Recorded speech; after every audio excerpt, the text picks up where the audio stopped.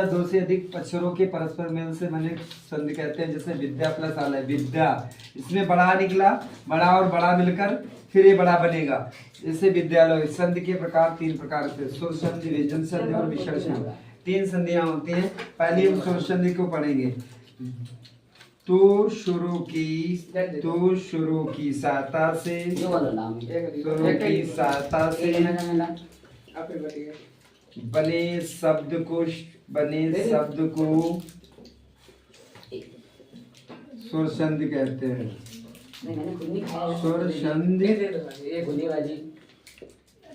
संधि कहते हैं, सुर संधि कहते हैं। जैसे लिखेंगे रवि प्लस इंद्र, बनेगा क्या? इसमें निकला छोटी और इसमें भी छोटी और इधर मिलेगा बड़ी, मतलब हो जाएगा रविंद्र। ये इसका उदाहरण है जैसे करके, ठीक है। और स्वर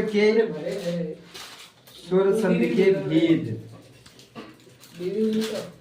स्वर संधि के भेद होते हैं 5।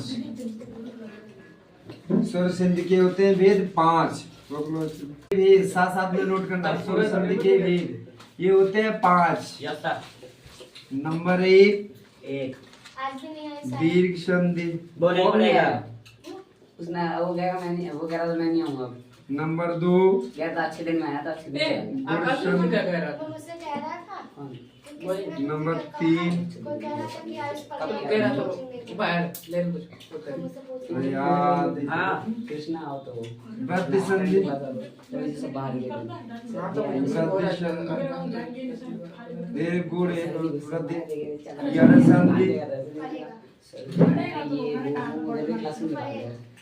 अयादि, क्यों आई थी?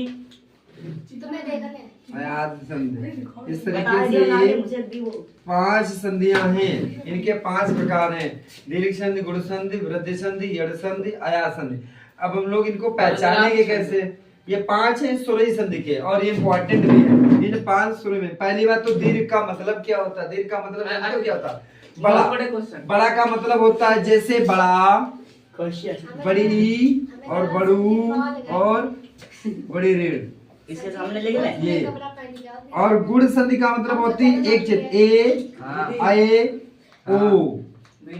ये 3 होते हैं, 3 ए, आई, ओ में। और फिर आएगा वृद्धि। देखो एक चुटैया सांद्रे, इसमें सब दीर्घ स्वर में आएंगे। फिर इसमें एक चुटैया, 2 चुटैया, कटे पिटे, बचे खुचे, ये संधि का पूरा एक नियम है।